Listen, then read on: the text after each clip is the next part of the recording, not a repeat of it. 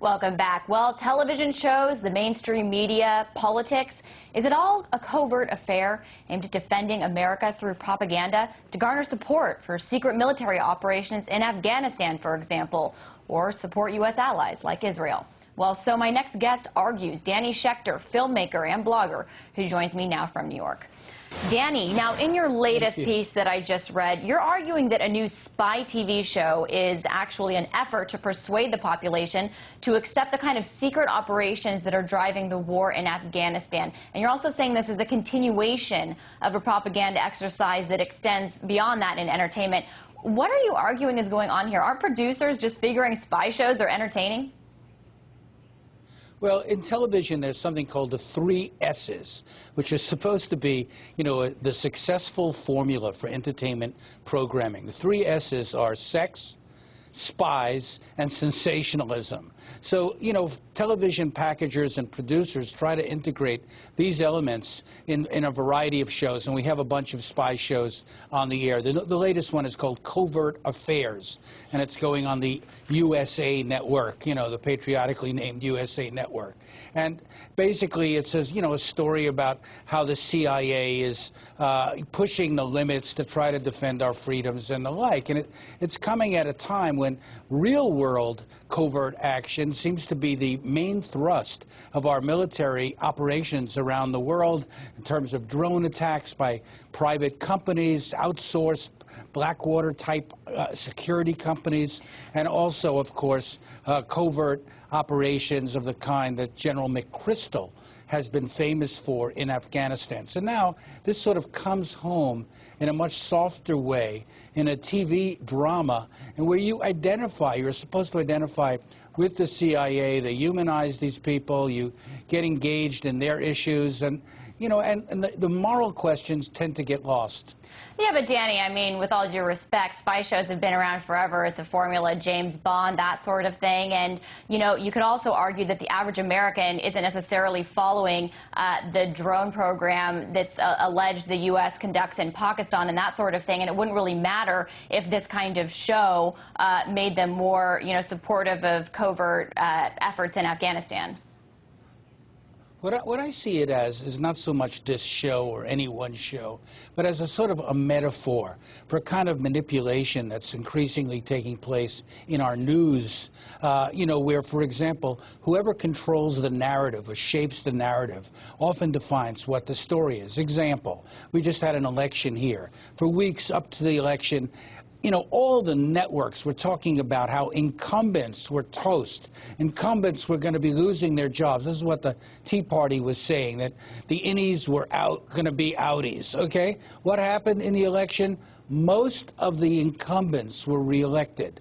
The facts did not change on the ground, but the narrative remained. And well, not necessarily. A Tea Party candidate won a primary in Nevada. That was a pretty big deal. And in addition, the incumbents that did won by the slimmest margin in their history, which says something. No, it's true, but, what I'm talking about is narrative. Most people don't think about it. Narrative is a dramatic tool that's used in drama programs.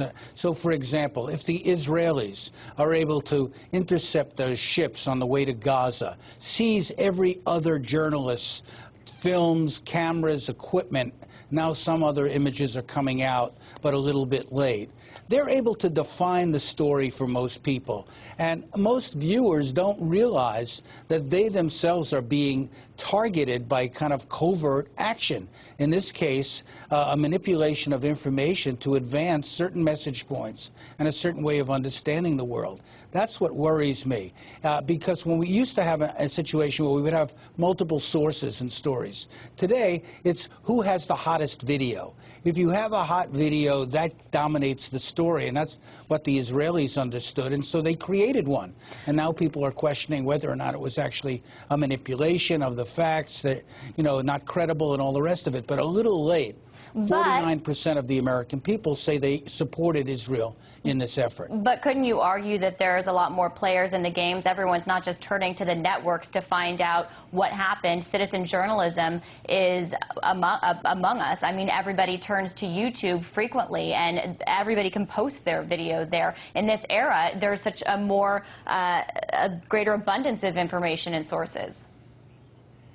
There is more information if you're looking for it, if you're willing to look for it, if you are willing to chase more diverse sources, you'll find them. And I encourage people to do that.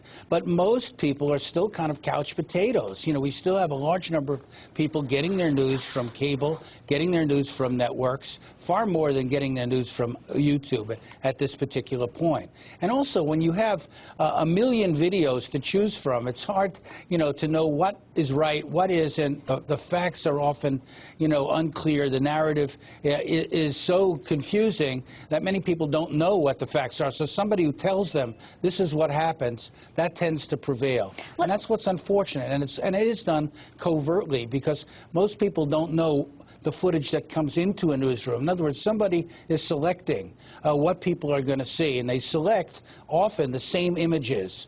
Jon Stewart on The Daily Show showed how this Israeli video, for example, was all over every media outlet, from Telemundo to Fox News to ABC to MSNBC to CNN, etc., and so forth. And that other voices on this particular story were not really very visible, even though, yes, you could find them if you look for them.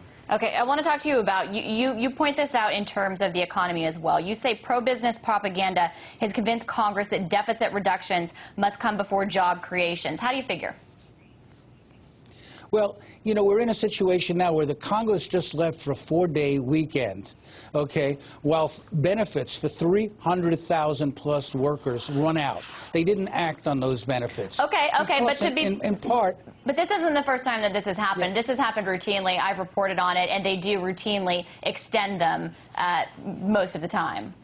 Have for many, many months. It's true. Yeah, it's true, but of course people are being hurt in the process. The point is that Pete Peterson, who's a billionaire, you know, has basically spent a tremendous amount of money to convince Americans that the deficit is their biggest threat to their futures. But how can you argue that it isn't? $13 trillion, and it's expected to surpass GDP in 2012. How can you argue that isn't a concern? It depends if you look at the deficit as a number or as a process. What we've had a lot of times is deficit spending that's created jobs. When you create jobs, you create consumer demand. When you create consumer demand, the economy rebounds. And guess what? The deficit goes down. That's what's happened historically. It depends on whether or not you want to alarm people or whether or not you want to explain things to people. And the problem is the alarmists, you know, who like the hot button issues and the scaremongering, you know, of various news outlets convinces people about things, but they don't have the full context or the full story. Like who? Who are you talking about here? Well, I'm talking about the people who are just focusing on, you know, on the deficit. Economist James Galbraith. I mean, how many people really focus? How much of the mainstream America really looked at that? Brought the deficit down. How many Americans really look at that? Well, here's the point. Well, I'm sorry. We got to wrap this up. It because nobody. Go ahead, finish that. Nobody explains it. Why don't we cut the military budget if you want to cut the deficit? All right, we got it. We got to end it there. We want to thank you for your comments.